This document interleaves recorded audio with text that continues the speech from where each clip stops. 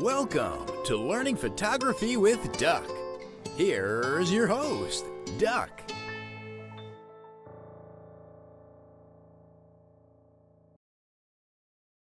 Da, da, da, da. Welcome everybody to another edition of Learn Photography with Duck. As always, I am your host, Duck, and today is the first Monday of the month, and we are in Lightroom. So if you I'm going to go over some of the new things that have come out with the recent upgrade in Lightroom. But Bob, you mentioned off camera that you wanted to ask a question before we start. I had something strange happen. Okay. I loaded up the camera. I loaded up the photos. Looked fine in library. But when I went into the develop mode, it just went crazy. I wonder if anybody else had that happen to them. Well, you have to be a little bit more specific about what. Oh, the colors were.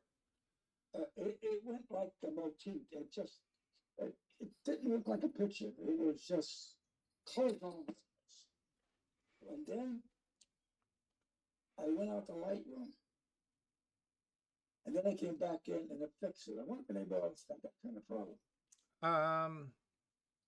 I mean, the colors were like, you just splatters. Like somebody drew lines up and down and they were sporadic. All right. I know exactly what you are talking about. I have experienced that, and believe it or not, it's not really with Lightroom. It's with the your graphics card. All right. Okay. So your graphics card has built-in memory. All right, and it's and what I find is after heavy use, if certain things don't close down properly, if a computer shut down quickly and then later opened up, it doesn't dump the cache, so we have a lot of residual garbage in there, and when it tries to relaunch, a graphics program like Lightroom, it finds conflicts, and it has a hard time resolving how to project the image on the screen. It comes across very garbled and horrific. That's in develop mode. It's fine. You got to understand that the develop module uses a group of software nowadays. It's not just one program, it's a series of encapsulated little programs that run and communicate with each other depending on what it is that you want the program to do. So there are modules that gets called and pulled up according to the program's needs. So just because it renders properly in the library module, there may not be any conflict with what's happening in the graphics card. It's not until that one glitchy program that's just causing problems in the develop module that you'll see it happen. And it's the chances are 1 in 1,000 that this happens. But 5 years. Right. So I turned the machine off. I let it. So clean all the cache up. It wasn't fun. Yeah. So when you typically, if you close down properly the program and then close down the OS, it has a chance to dump all that cache memory. It'll relaunch and it'll start running properly. So, but yeah, I've seen that before. So, all right. Any other questions before we get started, or? Okay. All right. So, as you guys are probably aware, because it has been a while, Lightroom did come out with a new update. We are on Lightroom version 14 now. So it's gone from Lightroom 13 to now Lightroom 14. unless you're working with the web version, which is I think version 8, or not the web version, the Lightroom, not Lightroom Classic, but the Lightroom version I think is version 8. Oh, who's coming? Brian's here. All right, so if you have done so already and updated, you may have found that not much really has changed. It's interesting why they did a whole number jump from 13 to 14, but when we look at it, it's very, it's a very minor, what you call it, modification. All right, and some of the things that you need to be aware of is, first of all, probably a little bit of housekeeping that you might want to do now that we've gone from 13 to 14. And one of the things, let me go ahead and actually switch over to the desktop, and I'll go ahead and start share. All right. If you go up to the menu, all right, and let me see if I can. Hold on. What's my little Zoom thingy is not working. Here we go. Let's try it again. There we go. If we go, and of course, you know that if you are on a Mac, your menu is going to be a little bit different. Okay. But if you go to File, okay, you're going to have the optimized catalog, which has always been there. But right below that, you're going to have this new one that's called Rename Catalog. Now, I think I went over it in the past, how you can rename a catalog, but you had to do it outside of Lightroom. So you would go to where you store your Lightroom catalog, rename the catalog and the supporting files for that catalog, then relaunch Lightroom. It'll, since it couldn't find the old catalog, it's going to ask you to what catalog do you want to load, and then you just point to the renamed catalog, which would obviously be the same catalog. They've made it a little bit easier, just slightly easier. All right. Now you don't have to do all that behind the scenes stuff. You can basically just go straight here, File, Rename Catalog. Okay. And as you can see, I've already renamed mine because for some reason it kept the old Lightroom working version 13. It just appended a -3 to it for some reason. So what I did is I went and renamed it to version 14. Okay. And you can click on Rename Parent Folder, which is what I did, and I'll explain to you what all of this does. Okay. Let me open up my file browser. All right. And this is this is where I keep my all my images. Okay. And you can see that there is a folder called Lightroom Working version 14. All right. That's named the new name that I gave it because I checked this box right there. Okay. All right. If you do not want to rename that parent folder, don't check it. All right. I checked it just because I wanted to do a little bit of cleanup on my system. Let me go ahead and cancel out of this because I don't want to rename it. Oh, when you rename it and you press enter, okay, Lightroom is going to disappear. And the first time this happened to me, I panicked. It's like, uh-oh, did I do something wrong? All right.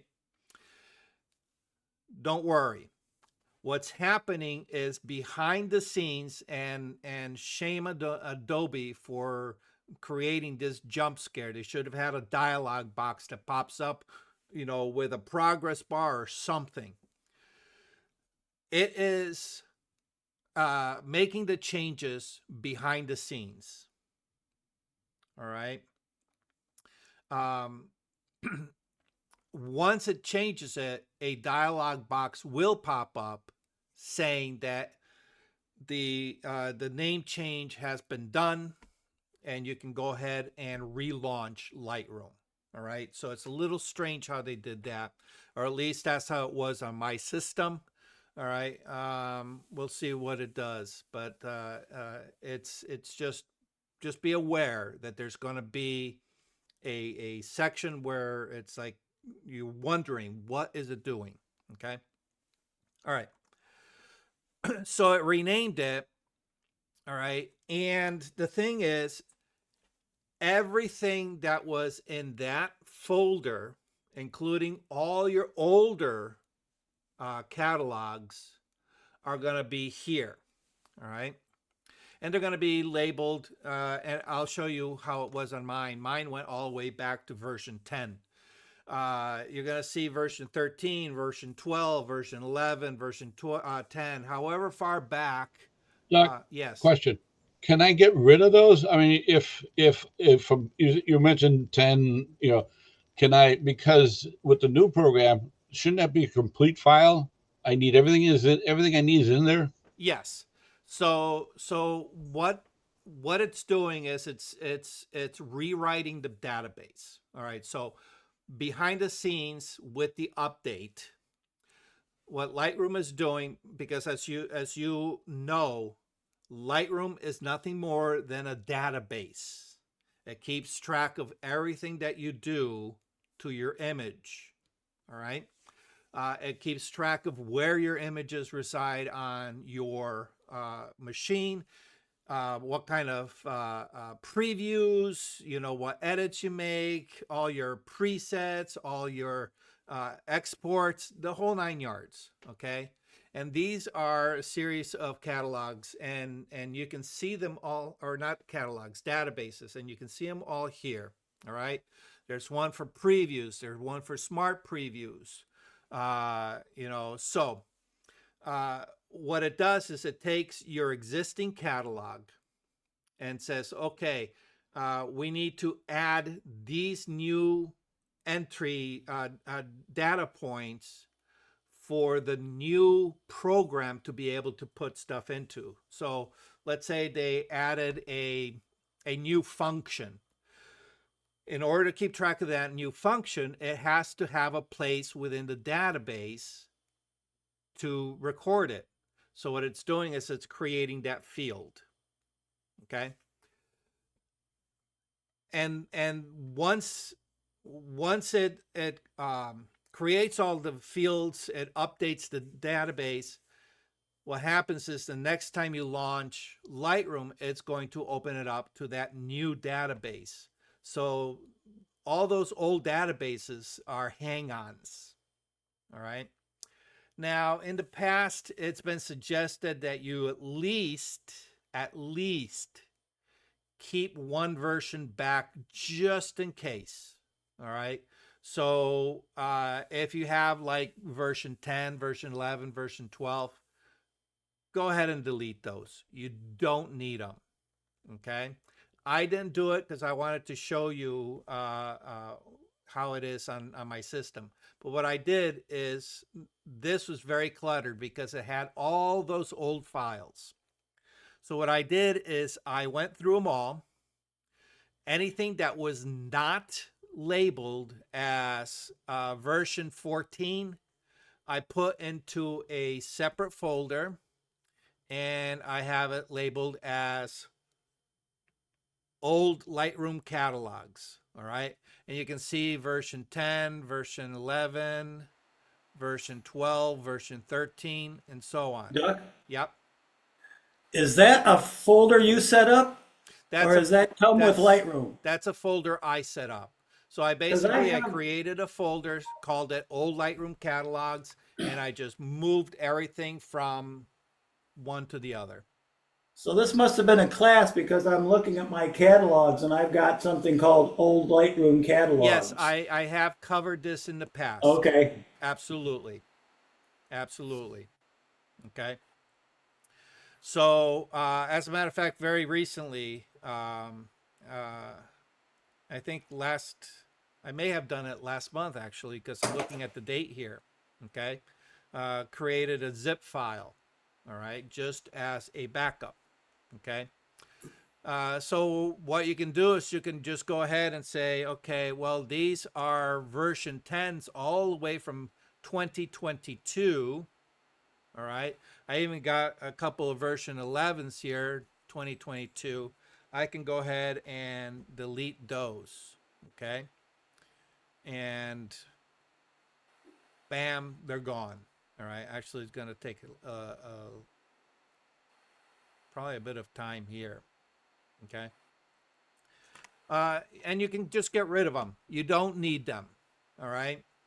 Especially because Lightroom will create backups on its own. All right. So if you have it in the settings, you can have it to create a I can talk. You can ask Lightroom to create a backup every time you close Lightroom. You can ask it to create a backup maybe once a week, once a month. All right. And you can always restore to those backups. So you really don't need any of these. All right. This is just kind of a bit of a redundant uh, backup, I guess you can say. All right. All right. I'm going to have to delete those later because this is taking forever. All right. Okay.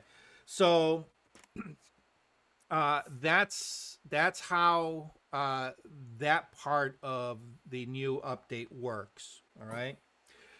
Another thing that it did, it's kind of a neat little thing that you can also use for keeping your catalog a little bit cleaner. And this is located in your catalog settings. All right, in your catalog settings, you click on that, it brings up this dialog box. All right. Now, we've covered in the past how when you import an image, all your images, I should say, when you shoot RAW and you import RAW files into the Lightroom catalog, Lightroom needs to build a preview in order for you to see what that file is. All right. And you can set what size of a preview to create on ingest. All right. And I've always said, standard size is more than what you need, unless you need high performance. Okay. If you need high performance, then you might want to go to a 1-to-1. The problem with the 1-to-1 preview is that if you have an 18 megapixel raw file, it's going to create an 18 megapixel preview file. All right. And they can be pretty large, one at a time, not a big deal. When you have hundreds and hundreds of images and you're creating 1-to-1 files, you're really bloating your memory here. Okay. Where it becomes critical is after you've done your edits, oftentimes those files just kind of go into the background and you maybe open them once a year, checking back on them. Maybe some files you haven't looked at in 3, 4, 5 years. You don't need the full previews hanging around eating up space. Okay. So I often tell people, create a system where Lightroom kind of self monitors that once a one-to-one preview image gets to a certain age, you dump it. Okay. And that's in the catalog settings under preview. All right. All right. And what you'll have is your preview storage management. Now, this part here hasn't changed. All right. You can set it after 1 day, after a week, after 30 days. Or you can say, you know, I don't ever want you to delete my previews. And you can do it manually as well. It's cumbersome. I don't recommend it. All right. You can see mine is set after 30 days. But to be honest, I very, very rarely, if ever, create one-to-one previews. Okay. And in a preview cache size, all right, you can, you know, say how big your preview is going to be, all right, and at what quality. As you can see, mine's very low, medium quality, not high quality, all right. The reason I do this is because one, it generates a smaller preview file size wise. Okay. So I can't, I cannot have, I cannot use Lightroom without having some kind of preview. All right. Again, you can't preview raw files. You need that JPEG or TIFF file rather. Okay. So best case scenario, I want it to be fairly small, but I still want it to be usable. Okay. The previews are used in the thumbnails when you go into your develop mode, all right, and things like that. And typically when it goes into the develop module, if there is not a one-to-one preview already generated, it is going to generate one temporarily. Okay. So what happens is when you come from like the grid view to the develop module, there's going to be a slight hesitation. It'll load up the preview and it might look blurry and pixelated depending on the quality set here. All right. And it takes, you know, half a second, maybe a full second before it clears up and becomes sharp. That's Lightroom working in the background to generate that one-to-one preview in order for you to see all the detail as you are editing it. When you move on to the next image, it pretty much dumps it. Okay? If that is a hassle, then I suggest creating your one-to-one previews for the folder that your working folder. All right. They load faster. You don't have to wait for that lag for Lightroom to update. Okay. However, just realize that you're going to have a one-to-one hanging around. Okay. So now you can set it, well, after 30 days, if I haven't opened up that one-to-one preview, after 30 days, go ahead and dump it. Okay. Or you can say after a week or you know, in a day. Okay. Typically it takes me more than a couple of days to do all my edits. So I don't think I will ever use the, you know, once a day. Okay. So maybe the after 1 week, but as you can see, I have it after 30 days because, you know, I do a lot of stuff here. Okay. I don't suggest a never. All right. Unless you're brave. Okay. But there's also a new one here. And it says limit the preview cache to a very specific size. All right. So if you click on that, all right, you no longer have that day, week, month limit. Okay. You have a by gigabyte. All right. And for some reason, I don't know why this is hanging up on me. All right. But you can set how many gigabytes of memory you want to allocate for those one-to-one previews. All right. And you might have to do a little bit of math to figure out, how many gigabytes do you need. But, I think probably two, if you allocate 2 gigabytes, that should be enough for a typical project. So what happens is it creates a one-to-one, all right, and it holds it. You go to the next file, it creates the one-to-one, holds it, creates the one-to-one. Once it maxes out whatever you've allocated, let's say, we go with 2 gigabytes, okay? Once it maxes out the 2 gigabytes, it creates the next one. It will dump the last one or the oldest one in that lineup, okay? So you basically have this moving target of gigabytes that just, file in, file out, file in, file out. All right. And it may work better for you. And like I said, you can always change how much memory you allocate. And again, I don't know why this is showing the little. Let's see, let's try it again. All right. I had problems with Lightroom earlier for some reason. Hanging up. Doc? Yeah.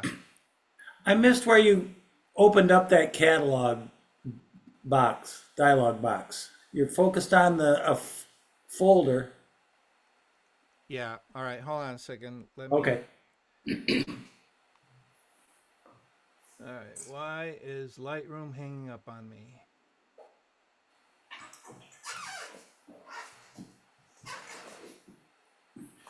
I don't know if it's my system or if it's something to do with the latest update, but I've been having problems with Lightroom hanging up on me. This is like the third time it's done this. Actually, it hung up on me pretty good last month, if I remember correctly. Oh, come on.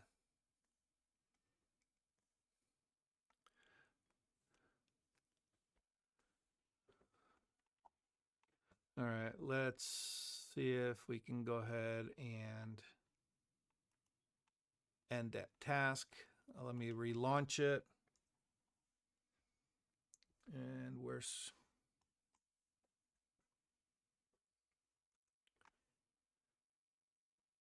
Lightroom? There we go. Excuse me. All right. Hey. All right. Edit. Here, let me go. Zoom. Edit. All the way down to catalog settings. Okay. If you're on a Mac, I believe you have to go to where it says Lightroom, where it has your catalog name. If you click on that, it should give you the catalog settings. Okay, so you click on that and it brings up the dialog box. All right, and of course, I'm probably going to hang up my system again, but I'm going to go back to this automatically discard after 30 days. I'll have to play around with this later on my own time. So I don't want to. Oh, great. Now responding again. There we go. Doc, I have Okay, a there we go. question. Yep. All right. Okay. I'm missing some concept here. Okay. The preview is what you see on your computer. Correct.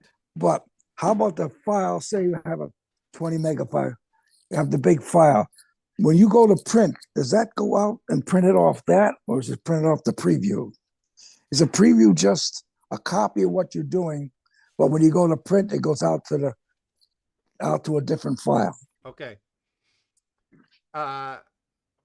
I assume you're talking about using the print capability in Lightroom. No. I'm not. In general, do I lose the? Say there's a 20 meg file. Do Oh, I okay. lose that All right. file? No. The So, preview doesn't lose it. all right. It's just a Uh, copy of that. I think I know what you mean. Okay. Lightroom, you you imp. Oh, let me. Import the file. You import Here. the file All right. as You raw. import, right. You got your raw file. Okay. Correct. This file we cannot see. Okay. So in order to see it, all right, we have to create a readable file. Yeah. Right? And Okay. it's typically a TIFF file. All right. Okay. And this one we can see. All right. And we can look at it. We can edit. All right. And all the good stuff that we can do Okay. in right. Yep. However, what happens is, all right, in order to do any of this, all right, the size, okay, all right, Yeah. the size of this can be anything, all right, and typically it's a minimum, all right, standard, or a 1:1, okay. Minimum, it's basically a thumbnail size. So what you see in the grid view, that's the size of the preview. All right. Mhm. So it's basically you have the raw file, which sits on your hard drive. All right. So this is sitting on your hard drive. Okay. And then you have the preview. All right. Which sits in the catalog. Okay. Okay. You can't, well, you can navigate to the preview, but it's hidden in the catalog. Mhm. All right. So within Lightroom, you set the size. All right. What size do I want that preview to be? Okay. Minimal, standard, or 1:1. Like I said, I normally say standard. Okay. Because it gives you enough information to be able to read it clearly, Manipulate whatever you want. Yeah. and to do whatever you want with it. All right. And when it goes to edit, it will auto generate the 1:1. Okay. And then it will dump it. Okay. Okay. So it creates it when it needs it, dumps it when it's not being used. All But it right. remembers everything that you did. Yeah, because that's separate information. Fine. Right. Mhm. That is in your, all right, what I call the recipe card. Okay. Okay. That's a separate file. Okay. All your edits are kept separate. Okay. They are applied to your preview. All right. Mhm. In order for you to see physically what is happening to your edit, within your edits, making it lighter, darker, dodge, burn, Yeah. color shift, the whole nine Yeah. yards. Okay. But that information is kept separate. Mhm. Okay. Now, none of this has anything to do with printing. Okay. Okay. Now, through Lightroom, you can say, hey, I want to use the print function. Okay. And it's going to take this and this, all right, and send it to your printer. Okay. Okay. And then it will print it out. Okay. But you don't see any of the behind the scenes stuff that happens to it. Okay. That's if you want to use the print function. All right. Mhm. More often than not, Export. we export. Okay. We create a JPEG. Hmm. All right. Which we then send to the printer. Hmm. All right. And this takes not the preview, all right, takes the raw file Okay. All right. that I understand. creates a full size TIFF that applies all the edits, converts it to a JPEG, or you can export it as a TIFF if you want, Yeah. and all that. So it combines it behind the scenes and creates your a Printable copy, a file. file copy, independent of everything else. Okay. All right. Okay, That's cool. and then that way you can send it to the printer. You can share Yeah. online, or view it on When you your screen. when you Okay, export it, you set the parameters and all that. I understand that. correct. I didn't know whether the raw file was destroyed No, once you create nope. the That view. raw, Okay. yeah, that raw always resides in your hard drive. Okay. Okay. Yes. Sorry. That's what Yeah, I no, thought, but I want to that's make fine. sure. Once you create that JPEG with your export, that also resides on your hard drive. Hmm. All right. Oh, And, that will reside in whatever folder you decide to put it in. okay. Okay. This one, I normally say make it temporary. Once you've shared it, once you've printed it, once you've done whatever you need to do with it, go Get ahead rid of it. and delete it because you Yeah. don't need it hanging around. Yep. Okay. I understand. I understand the concept now. Okay. Okay. All right. Okay. So, all right. Yeah, The before you go, yeah. before you go on, are we going to get off the catalog? Yeah, I think so. Oh, Unless you have. I have two more. Okay. Actually, I'm stupid. I went up to that catalog menu bar. You're up at the top. It's off the file. Yep. Oh no, edit. Edit. Edit. Catalog settings. Got it. Okay. Right. All right. Yeah. Second question. When I set this up way back when, I have a folder like you called Photos where I put everything. And in Photos, there is another folder called LRCat, Right. which is I hold my. But That's in that, I have another one that's called 2019 LRCat. And that's where all they are going. They've all been stuck down in that directory. okay. In doing all this, can I dispense with that? I wasn't thinking right when I made that folder level, so can I Okay. get out of that, or is it not worth trying to mess with?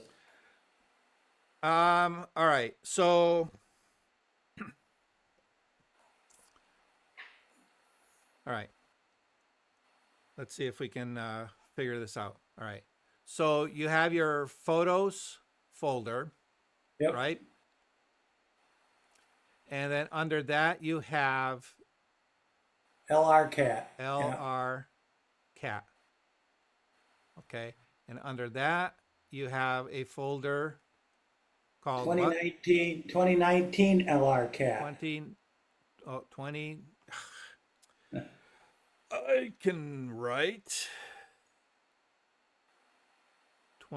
2019 LR cat. All right. And under that, that's where you have all your Catalog since time began. whatever, whatever. All right. So these are all your files. All right. Okay. So currently, when you open up Lightroom always remembers what catalog was used last and will default to that catalog. Okay? So now, if you say, well, maybe I want to take all of these files, and instead of being in this subfolder, I want to move them to this folder here. Is Yes, that yes. what you're saying? Yes. Okay. You can do that. All right. What you'll need to do is you'll need to close up Lightroom. Okay. Okay. Manually move everything from that 2019 LRCat up to the LRCat folder. All right. And then you can get rid of that 2019. Okay. Now, when you relaunch Lightroom, Lightroom's gonna try to open up the previous catalog, which was in the 2019 LRCat, which is no longer there. All right. So it says, hey, I can't find the catalog. What catalog do you want me to open? And it's going to open up a little dialog box. All you got to do is navigate to the new location, find your current catalog, okay, point to that and said, open this one up, and you are now back in business. Okay, good. Okay. Yes, thank you. All right. Okay. All right. Some of the other things that was done. Oh, let's change here. That was updated. I'm sure there's a reason why they went from 13 to 14. You know, on first look, it doesn't look like much changed. All right. So I'm assuming probably a bunch of behind the scenes stuff was done. All right. They added a bunch of new camera and lens profiles, specifically because a lot of manufacturers have been coming out with mirrorless cameras left and right, and the supporting lenses for those mirrorless cameras. In particular, these what was it? The Sony Z series, I think. Oh no, no, that's something different. All right, so basically they just created a bunch of new lens profiles and camera profiles to the database. Okay, the lens profiles is what controls that, you know, automatic lens calibration feature when you import images. Okay. Um, It optimized their tethering for Nikon Z series cameras. So if you have a Z series Nikon that you were not able to tether to before, now you can. I don't know how many of you actually used the tether function in Lightroom. It's a pet peeve of mine. Every time they send me a you know, give us your opinion of how Lightroom is, or how Adobe is doing with Lightroom, I always check in. I always write, you need to do something with tether tools, with your tethering tools. They're outdated. You are being blown out of the water by other programs. Let's get with it. And I use tethering all the time. As a matter of fact, I just did a Saturday and Sunday. I did 2 full days of family portraits. I couldn't have done it untethered, you know.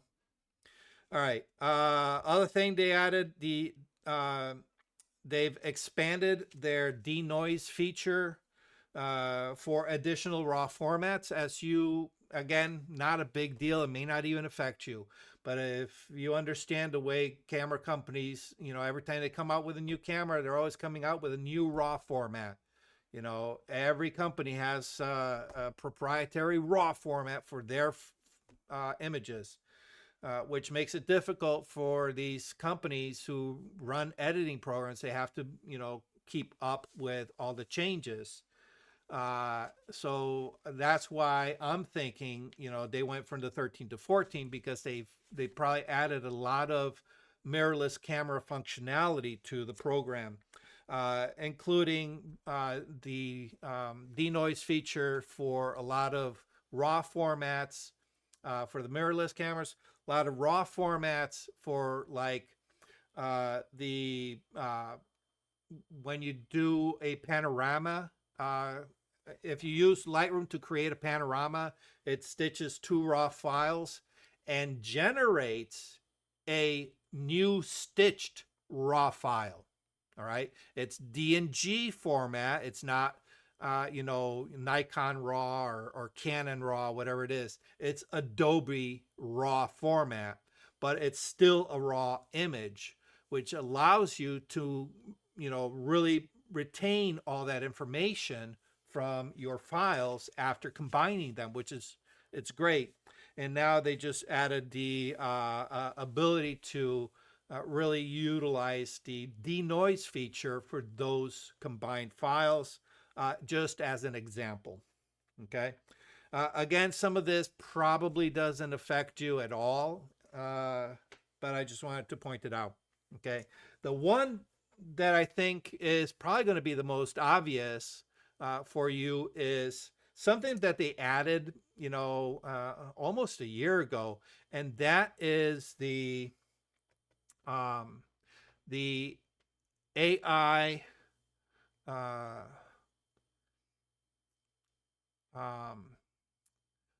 object aware remove and AI generative AI remove tool. Okay. Update all. Here we go. All right. So if you're looking at this screen, you say, well, that was there before. All right. But previously it was a pre-release, pretty much a beta version. There was a blue button that was present here. Okay. Now it is pretty much a regular feature. Okay.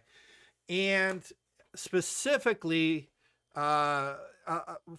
behind the scenes, what they did is that they, it put in back what come on. Let's see, remove. All right. What they did is, all right, what the heck's going on here? Remove that. I was playing around with this earlier and I'm like, okay, I'll use this file as an example, and I reset it. And for some reason it delete. Oh, there we go. Delete. There we go. Okay. Now we're back. That's what I wanted. Sorry. All right. In particular, they did the object aware or the object recognition. All right. If you understand how artificial intelligence works, they are constantly being trained on visual models in order to recognize, this is a human, this is a bicycle, this is a car. All right. Now we understand the subtleties between what a red car and a green with a 2-door and a 4-door is, what a car that's a old rusty bucket with no wheels and half the panels removed, we can still recognize it as a car. A computer needs to be trained to those subtleties. All right. So as the training gets better, this tool gets better. All right. So it's now to the point where they felt it's good enough to take it out of that beta format and put it into general use. Okay. Now, the way it works, if you haven't used it, all right. Well, first of all, let me say, not everything that you do to remove an element in Lightroom requires the use of the artificial intelligence feature. Okay. Things like sensor spots, you don't need to use the AI for that. All right.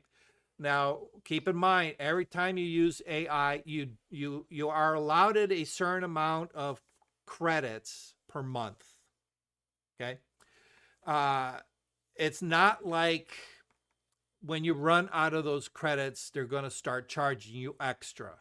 No, but what happens is all of this is being done up in the cloud. So means that uh, when you do an AI remove, it sends the information to the Adobe cloud. All right. It does the analysis, it does the rendering, and then sends it back down to you for you to approve. Okay. That takes resources, that takes time. Okay. You're allotted, I don't know, something like 2,000 iterations per month. If you exceed that, you get bumped to the bottom of the list. And if there's heavy use on their server, you might have to wait a little bit longer time. All right. So it's not like you get shut off and that's it. Okay. And it's not like you can say, hey, I'll give you $5 extra for more credits. Okay. Will that ever change in the future? You never know. Okay. All right. So how does it work? All right. So we have here, this is Central Park in New York. All right. And we have this light structure that says, you know what, that's a little bit distracting. I'd like to see that go. Okay. So we go to the object remove. Okay. And we have three different tools. All right. You should be familiar with these already. You have the clone stamp tool, which basically says, all right, I'm going to take this section here. All right. But I'm going to use whatever is in this section and apply that as a patch. All right. And it tries its best to kind of blend it in. All right. And as you can see, it looks like a patch. Okay. So you're limited to what you can do with this type of fix. All right. Obviously, it works best with heavy texture. It works best when the textures are alike and or so similar that you really can't tell. All right. When that doesn't work, you have the heal tool, which is the little band-aid. Okay. And what that does is it kind of uses, it's not really artificial intelligence in per se that it's not generating something. What it is doing is it's analyzing your image and looking for a suitable replacement to use as a patch. So it's basically the computer saying, hey, I'm going to create a patch. Okay.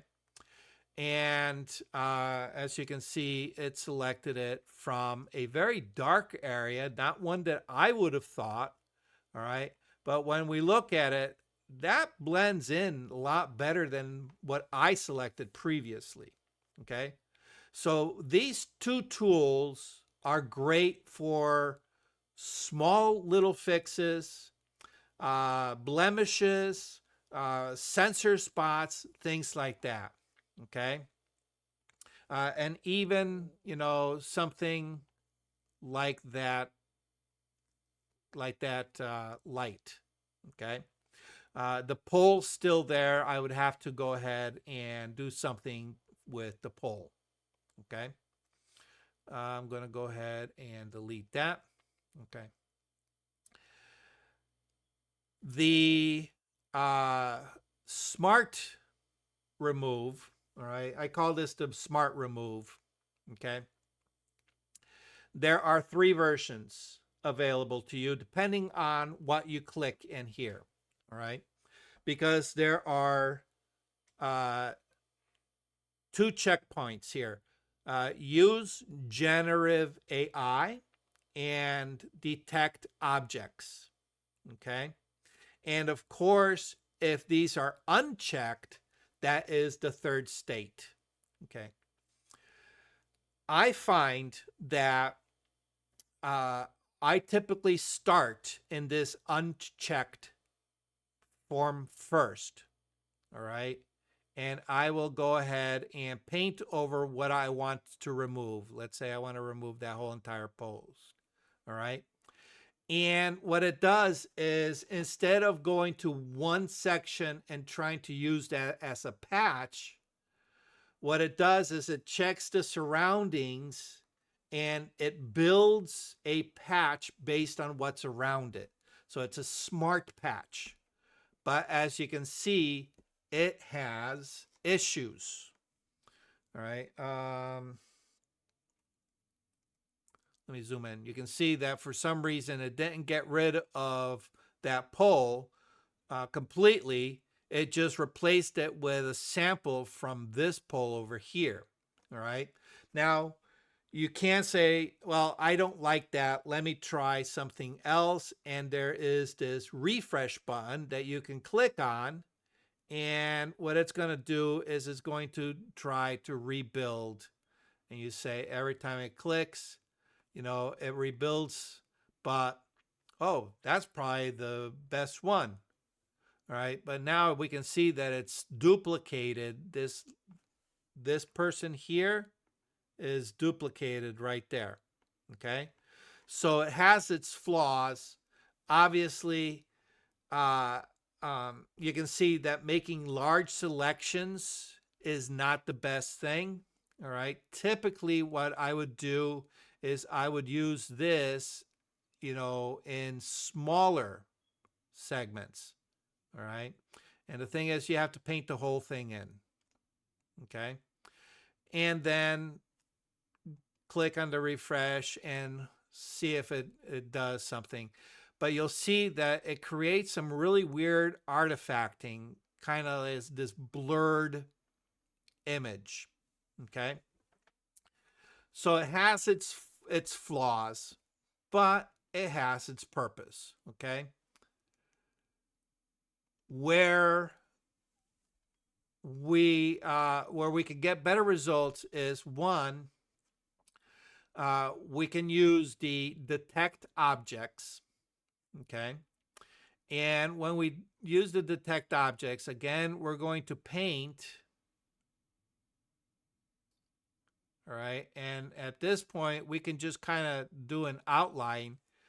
It's going to use the AI and it's going to say, okay, I detect that light pole. All right. And you can see that it paints the selection larger. All right. Because just like in Photoshop, it uses the area around it in order to build the patch. All right. And then we can just go ahead and, we have two additional options. Okay. We can add to the mask or we can subtract from the mask. Okay. But I'm just going to go with whatever it's selected. I'm going to go ahead and hit remove. Okay.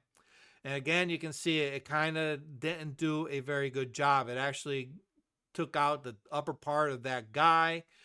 We still have the pole next to it being used as a sample. All right. We can go ahead and do the refresh and see what we can do. All right. It's not good. Okay. So let me delete that. But if I do it in smaller sections, all right, it tends to have a better, usually will do a better job at removing unwanted objects.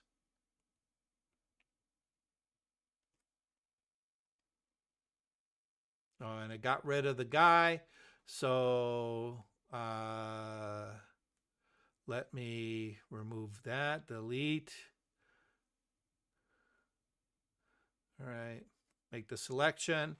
Use the I like the way I put subtract. a little red stump on his head. Yeah, exactly. So what I'm going to do is I'm going to just use the subtract button here, okay? And using the brush, I'm going to subtract from that guy, or subtract that guy from the mask. All right, and we can give that a try and see. All right, and yeah, okay, it removed everything, but we still have a lot of artifacting. All right, so while it does have its uses, you can see that there are a lot of limitations. Okay, so let's remove all of these. Delete, delete, delete. We'll just Duck, reset. Oh, yes.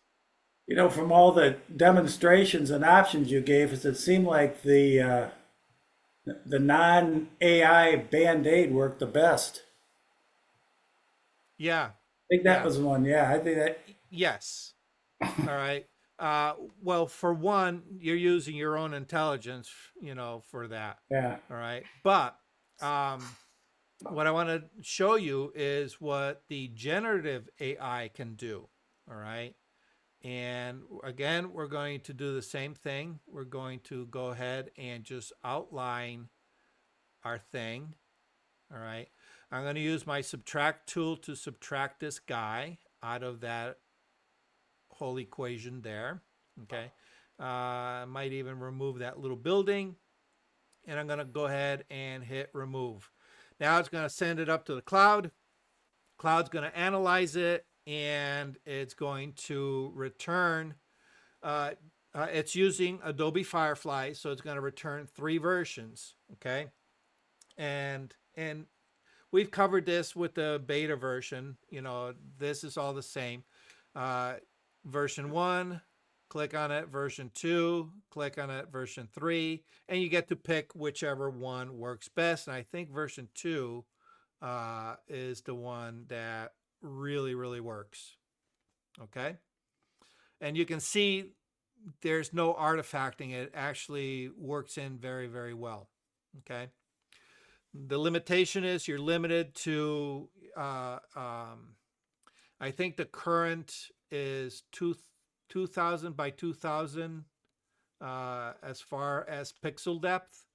So, you can't do large areas. Otherwise, you start seeing the pixelation. All right. But for little stuff,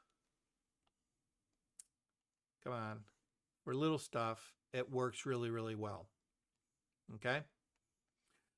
So it does a nice job at removing,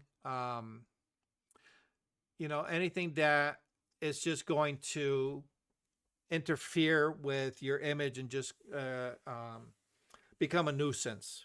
All right. Where that AI really shines is because it does use object aware. It recognizes, certain objects. Okay. We have, this is from a photo walk we did at Yale.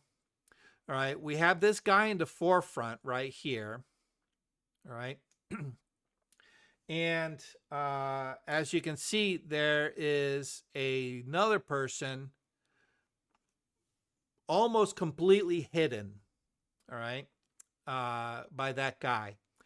The guy in the background is wearing a light colored shirt that blends in really, really well with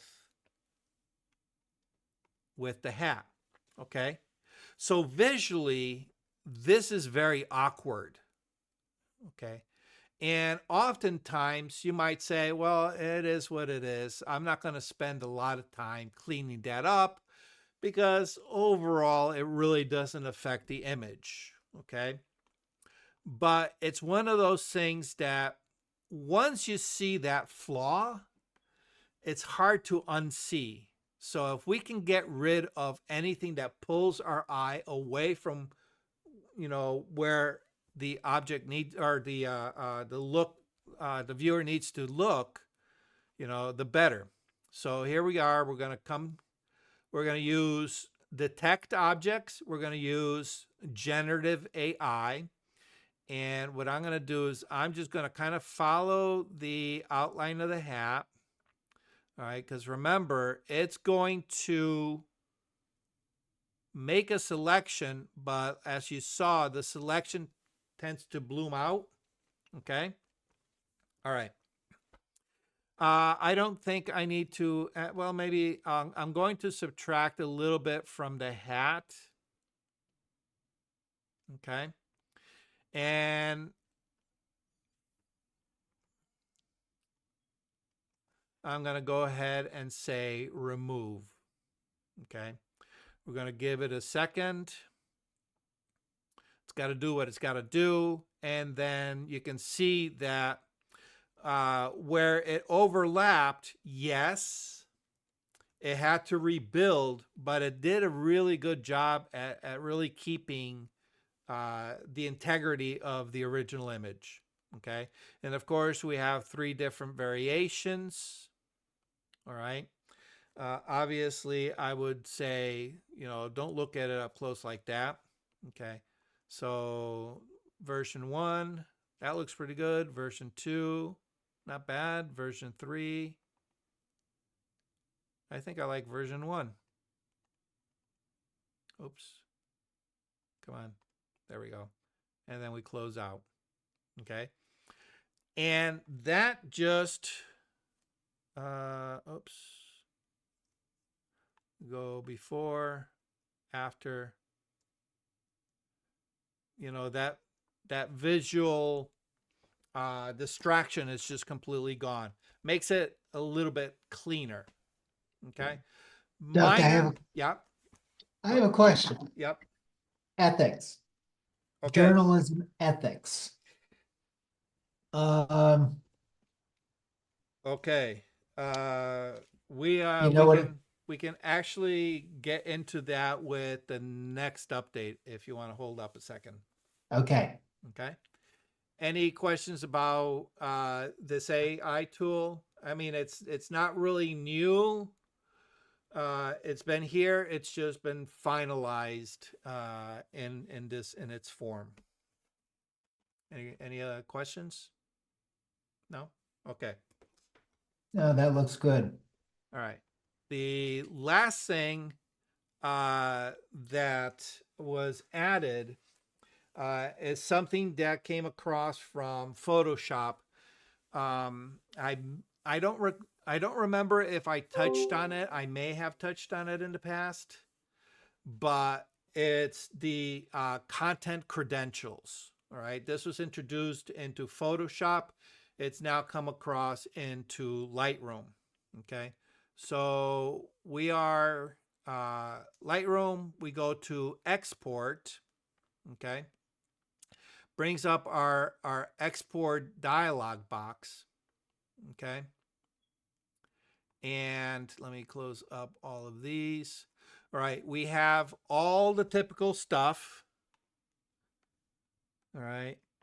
Where you're going to export to, if you're going to rename it as a video, your file settings. And then we have this new one, content credentials. All right. And you can see that it says early access. All right. So let's just go social media branding. Okay. Because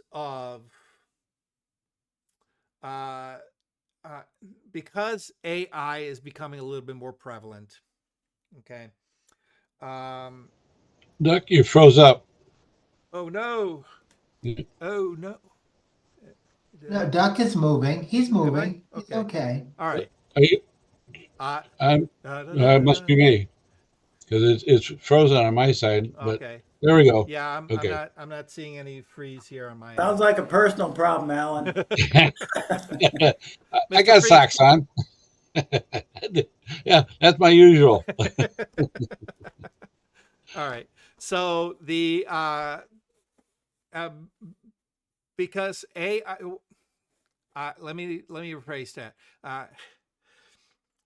things are very confusing right now when it comes to AI. AI, you've heard me say it before, AI is one of those terms that is just being bandied around when in reality, nothing in the AI industry that we are using is artificial intelligence. Not a single iota is artificial intelligence. It's a facsimile of artificial intelligence. It's algorithms that kind of mimic intelligence, but there's nothing intelligent about the nature of what we have going. Okay. That's a topic for another day. It's just, uh, you know, it's a new technology. They needed to name it something. It looks like it's, a thinking machine. So they used the term AI. All right. And now we're seeing that AI is branching off into all kinds of areas. We have Chat GPT. We have, object recognition. We have generative AI. We have machine learning to do tasks. We have task handlers. We have schedulers. We have, chat bots, all kinds of things. Okay. AI is kind of like that, the box, catch all box that all of those different things come into play. All right. And now we're getting to the point where the type of AI that is being used makes a difference. All right. And you're going to see the impact within the photo community because we are now getting into this generative image artificial intelligence. Okay. Now, up to very recently, the quality has not been there. It has been more of a fun thing to play with. But of course, all of these companies that do photo editing are starting to incorporate this new technology into its system. Adobe has Firefly. Okay. And that's what we used with that AI remove. It recognizes what the object is that needs to be removed.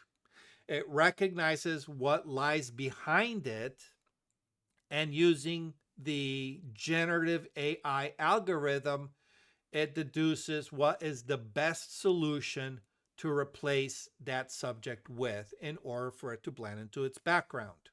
Okay.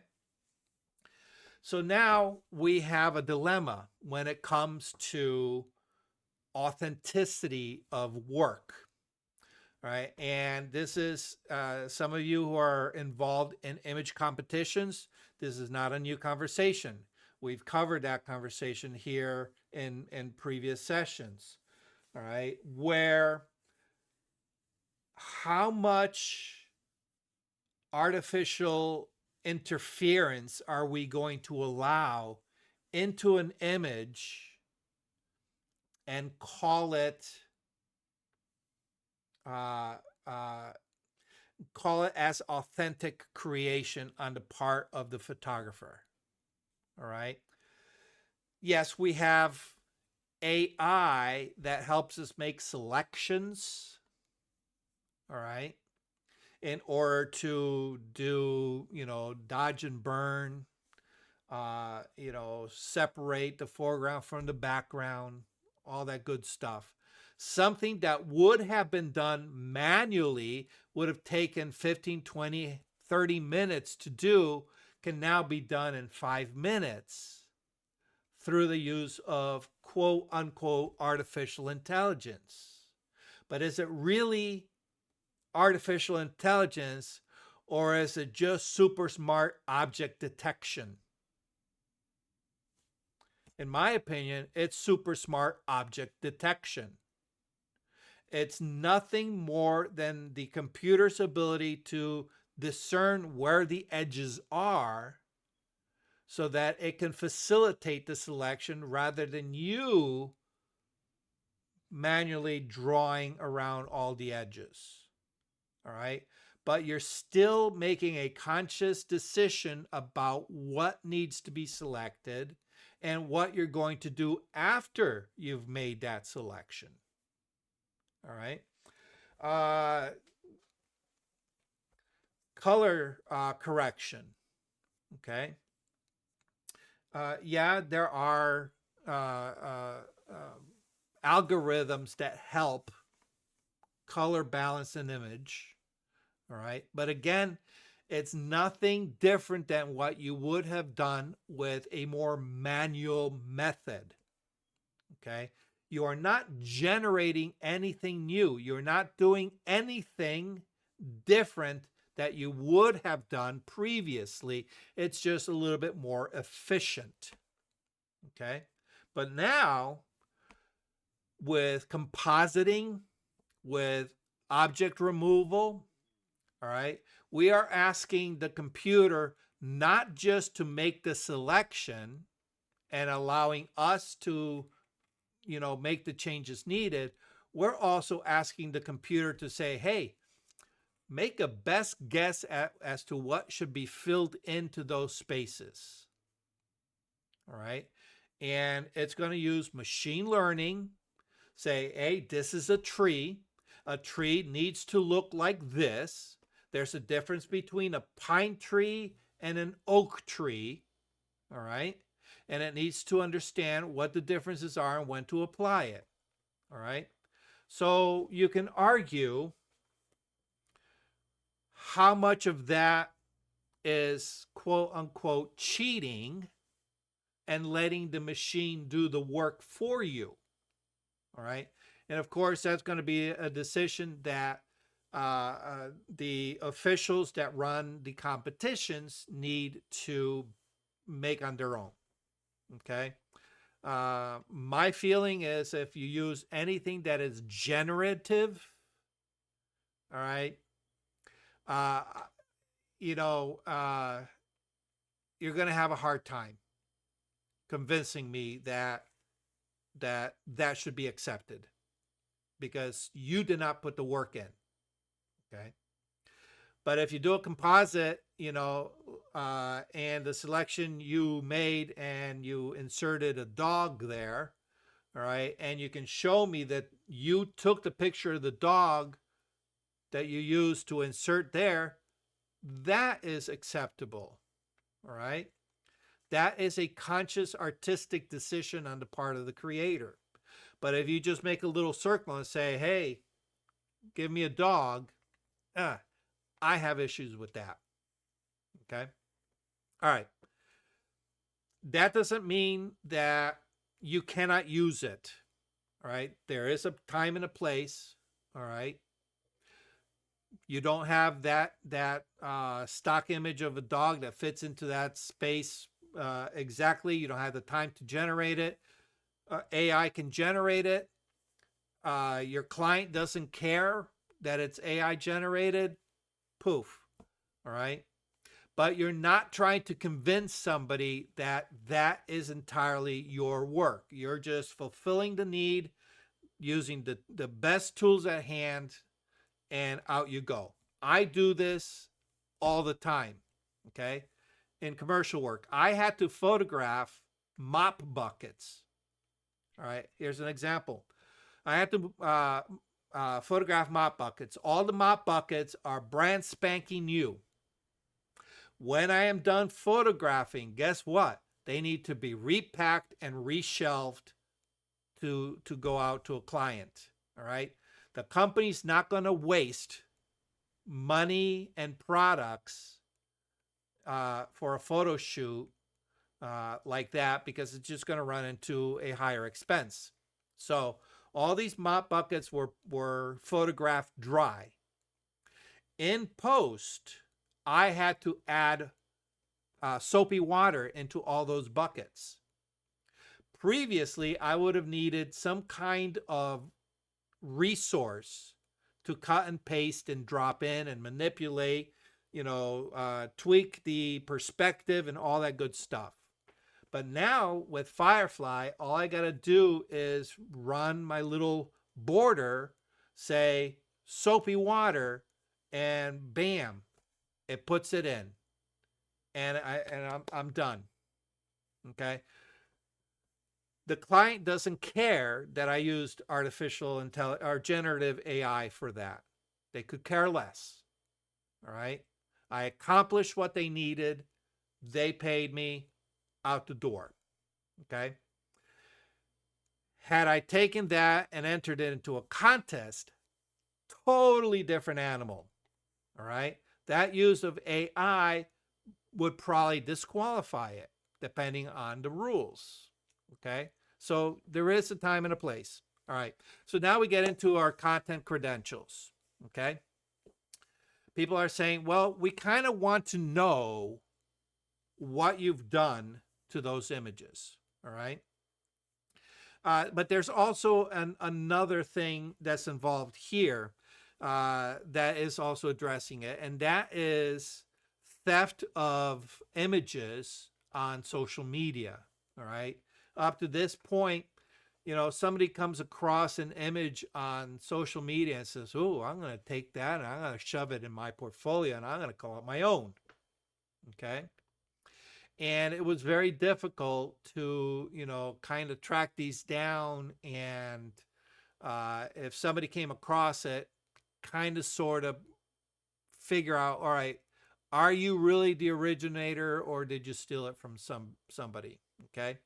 So there's been talks about, maybe creating something like a blockchain, the same technology that's used with Bitcoins in order to track unique tokens for images. It's very expensive. It's hard to manipulate on a grand scale, so that was pretty much nixed. All right. So now they come up with content credentials. Okay.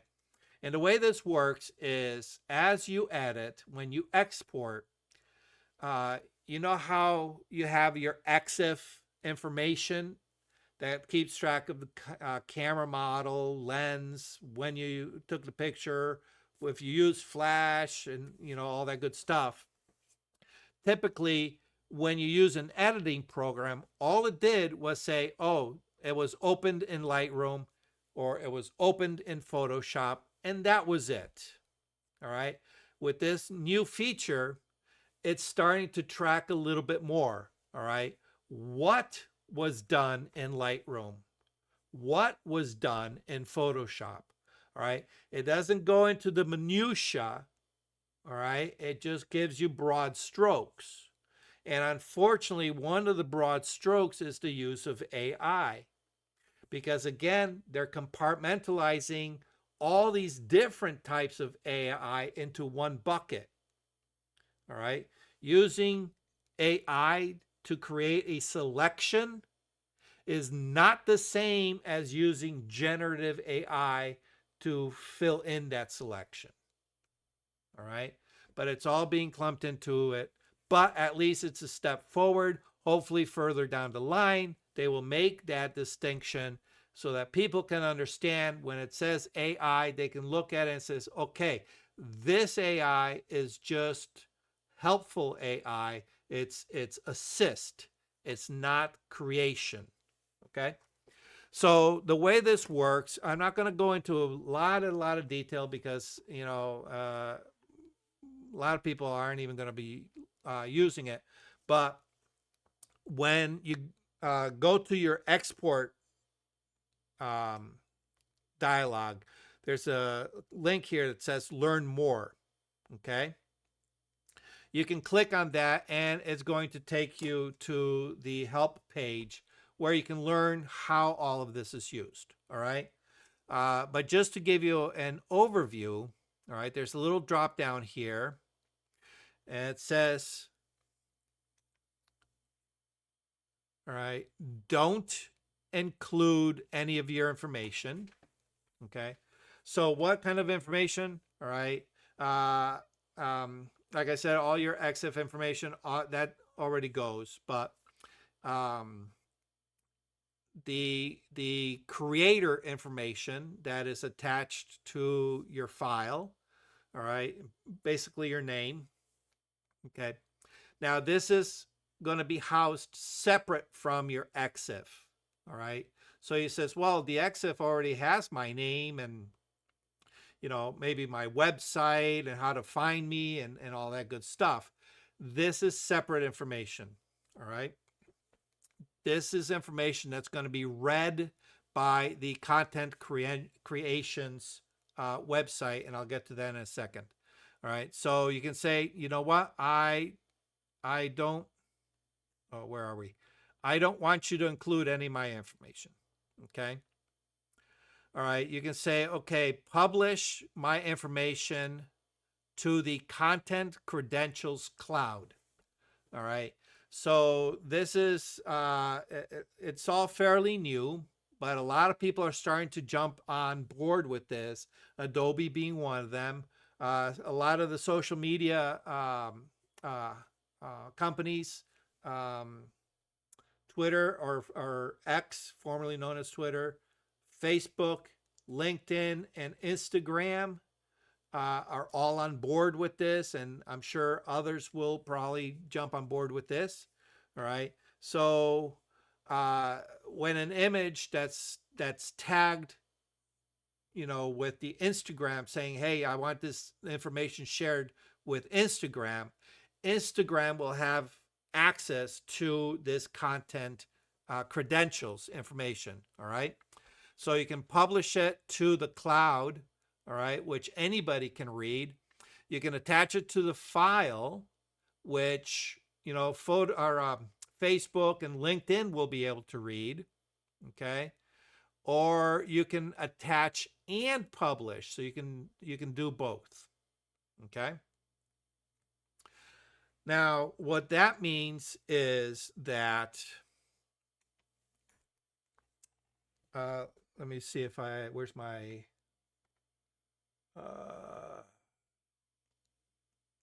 I closed my window. All right. Let me pull up that. Let's see, where is it?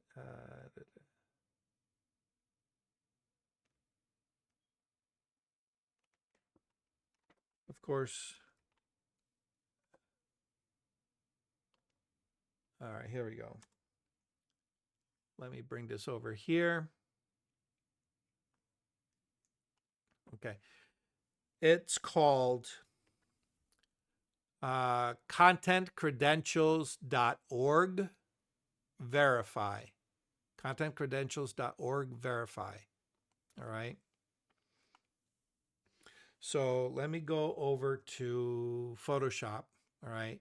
And I have this image here. I'm going to go ahead and send it to, as if I'm going to publish it on social media, and I'm going to do attach and publish to cloud.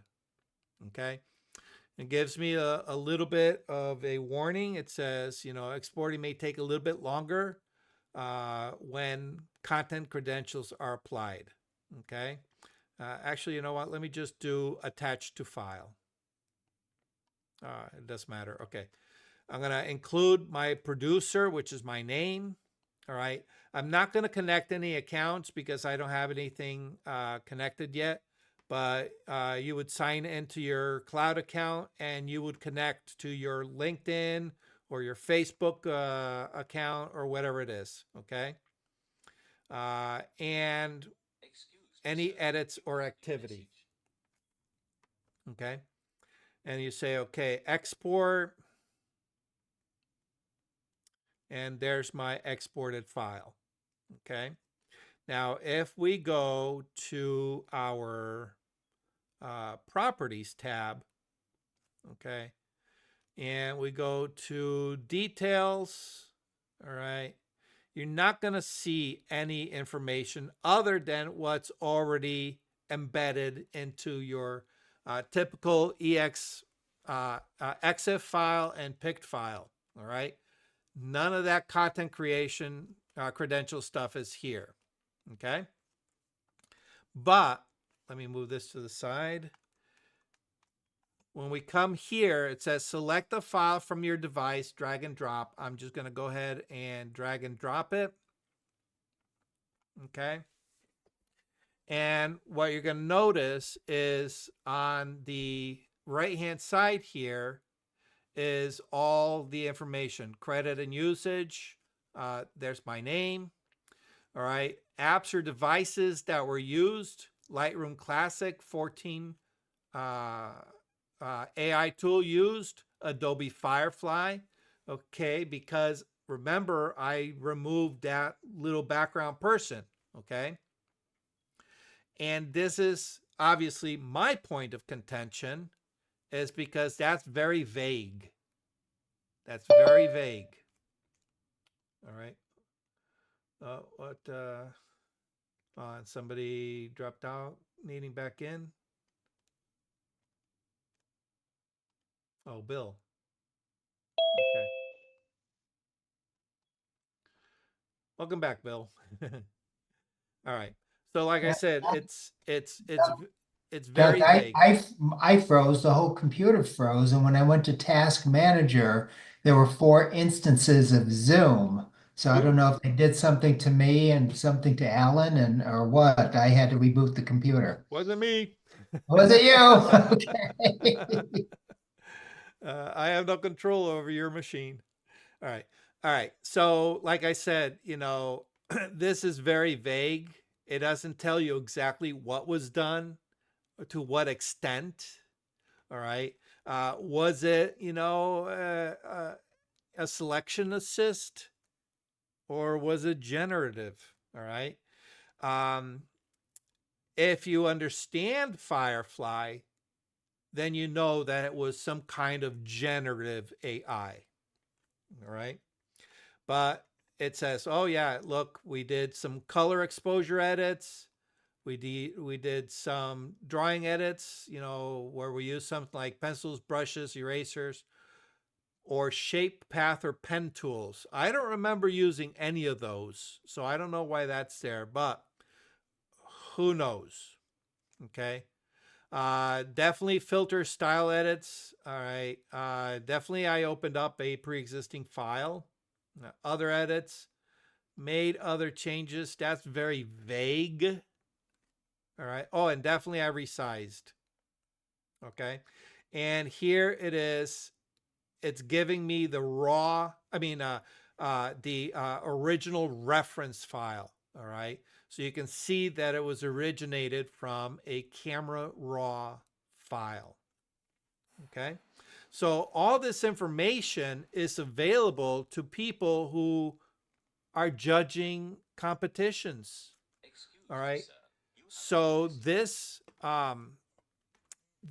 may become part of the new workflow for submitting images. You may have to do a screenshot of this, or in order to be accepted, whoever's doing the intake on your images may have to run it through here and check. All right. So just be aware, this is coming down the pipeline, guys. Okay. Now, obviously, I took this one and I generated it on my computer. Okay. Now, I could have generated it without any of this credentials stuff. Okay. Or, worst case scenario, somebody comes along, likes your photograph, decides that, I'm going to strip all that information out. I'm going to create a new version without all that data. All right. In essence, stripping out all the information, claim it as their own and upload it. All right. So in that case, all of this information here will be blank. Okay. But you can still do a search for possible matches. All right. It's probably not going to find anything, because I don't think I've ever posted this. Okay. Yeah. See, nothing. But possible matches, it's referring back to its original. Okay. But if there were others out there, all right, again, if you have your LinkedIn, your Facebook, your Instagram, or your Twitter connected, it'll search to those. All right. It'll do, like literally a Google search. If it finds something that matches, I don't know what the criteria are. I'm sure file name is going to be one of them. Some of the EXIF information is going to be relevant. But if it finds a match, somebody can say, hey, this one has no information. It's being used by John Doe, but I found this other one that has all this information. All right. And because this is content credentials generated when you export, it's not like somebody can add this after the fact unless they export it. All right. And it's going to have my information there. Okay. So this is also another way for people to say, okay, well, I came across this image. Who made it? I want to get a hold of them so I can hire them. All right. Facebook is notorious for stripping out a lot of content creator information. Well, guess what? They're not going to be able to do this because they're signing up for this product. All right. So here it is. Oh, there's the creator's name. Now I can look it up. All right. What if there were 3 people with the same name? Well, you'll be able to see, okay, well, here's that image here, right, with that, that name, and you'll be able to say, okay, I got the right person. Okay. All right. Again, you can read more on this if you're interested, but it's just another way of controlling your information going forward. Right. And that's pretty much it for Lightroom and their current update.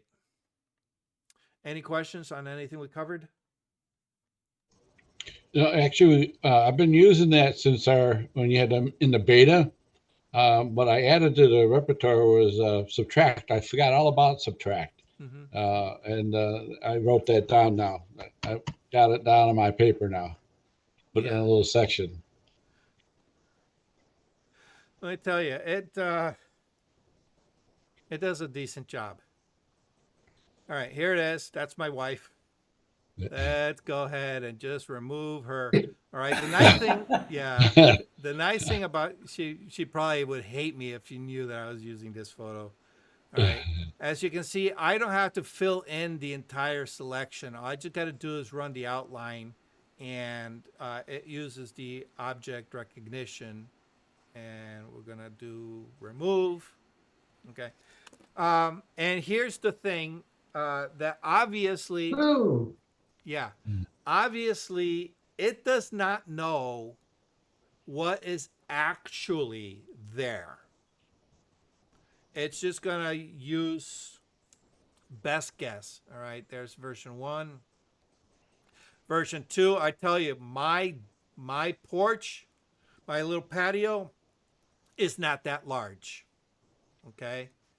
And that wall doesn't extend all the way down like that, nor like that. All right.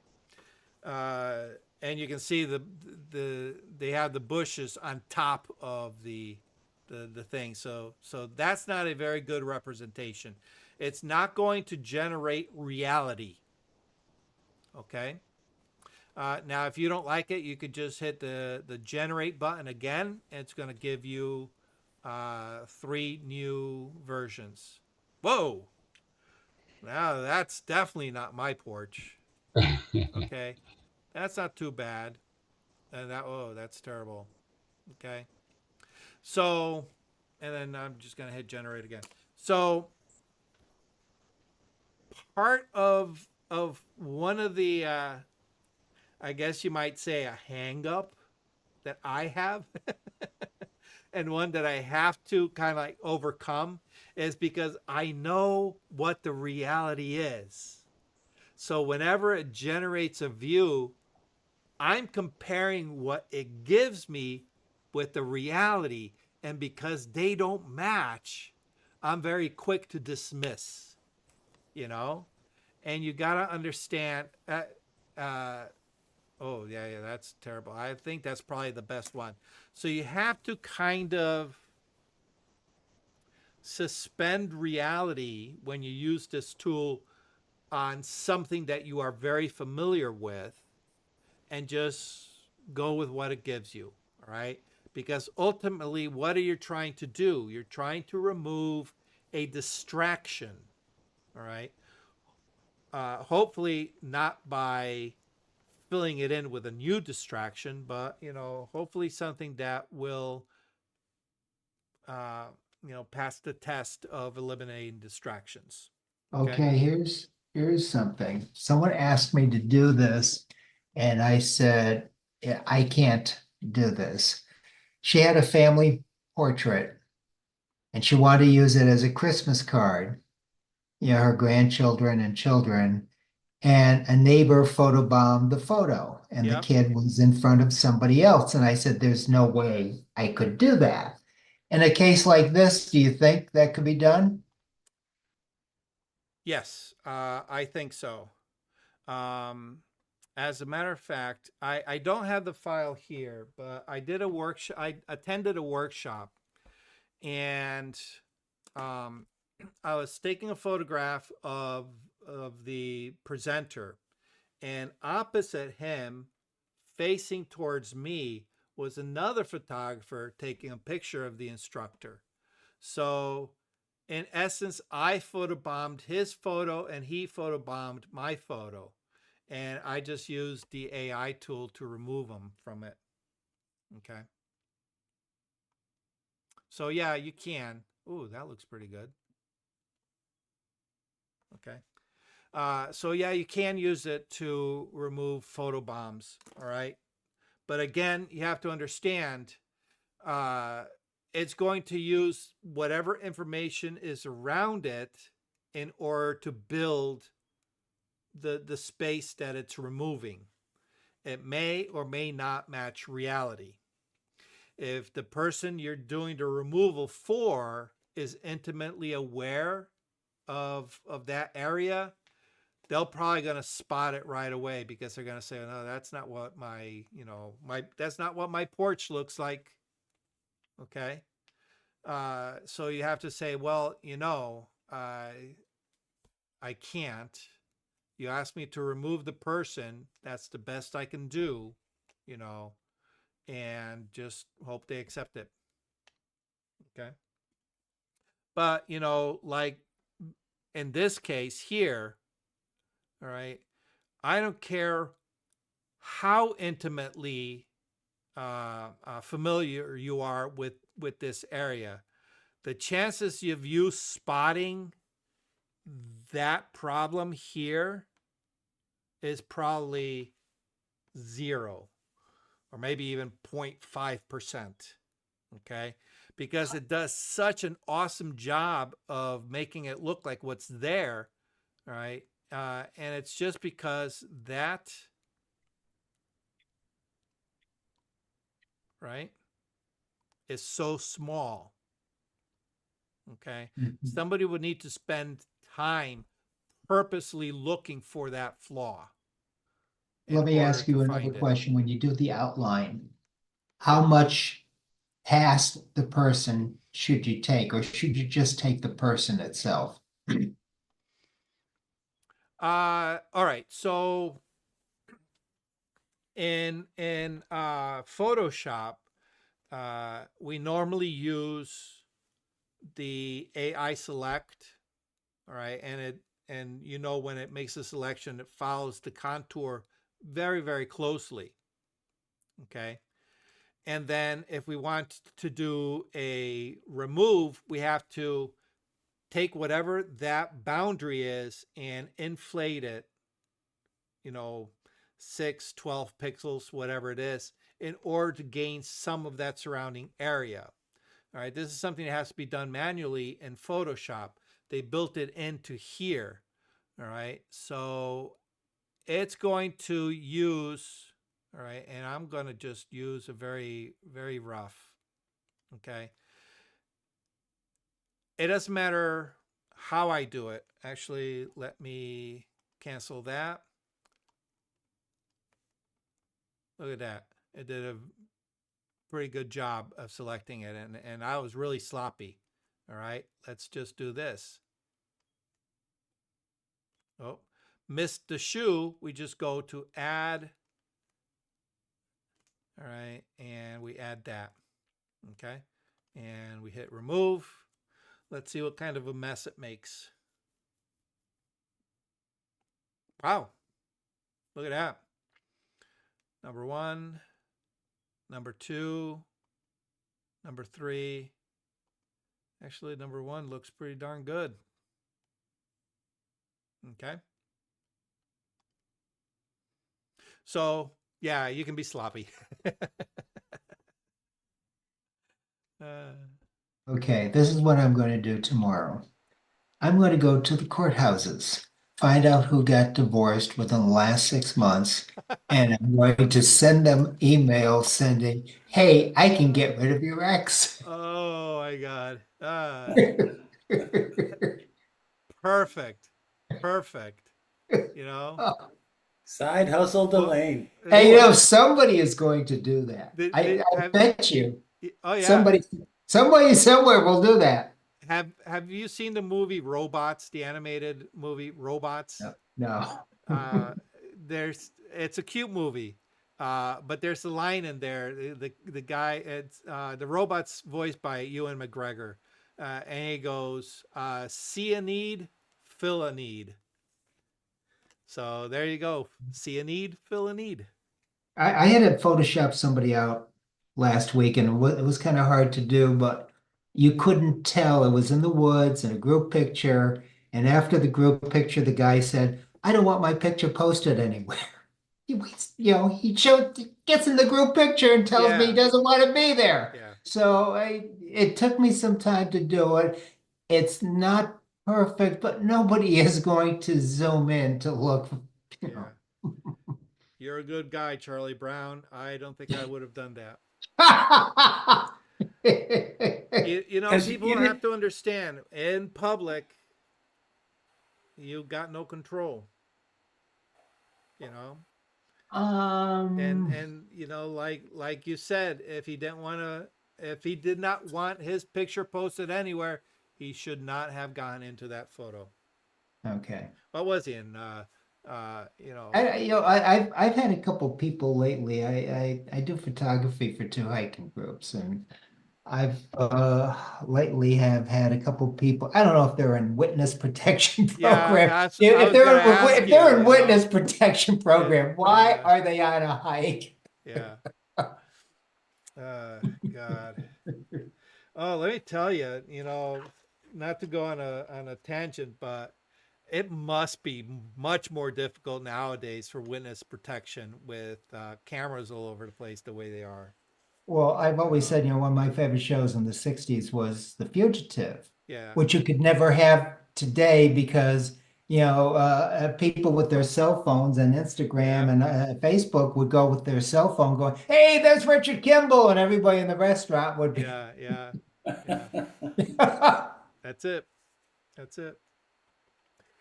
All right. Any additional questions about anything we covered? Where's my anything? No. No, that was good though. Okay. Yeah, thank you. Um. Yeah, I was wondering what that export thing was all about and was like, I had a problem. I don't know if anybody else has had this problem. When it updated the new Lightroom and the new Photoshop, it kept the old Photoshop and the new Photoshop. Yeah.